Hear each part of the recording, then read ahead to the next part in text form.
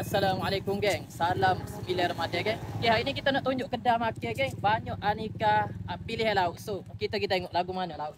Okay geng. Okay, saya awak nampak depan ni ada pelbagai makanan geng. Nampak korang? Ada pelbagai makanan, ada ikan, ada bakpit ikan, ada ikan goreng, ada ikan ikan apa ni dah? Ha? Ikan apa? Sama belajar dah. Jadi ni sama belajar dah. Pedas juga dah. Ni tiga rasa. Tiga rasa ni kecil. Ni pelado. Ni kecil juga. Ni apa ni? Cuci. Ikan cuci. Dia panggil ikan cuci. Tengok dia dekat. Dia macam apa dia bubuk-bubuk? Sate ke? Oh, sate.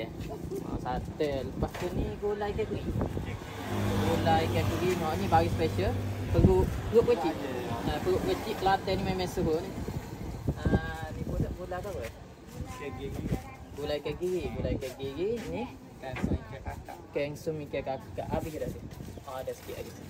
Ni sup. Sup ayam. Ni ikan apa ni? Ikan ayam pedah. Ikan ayam pedah. Ni tom yum.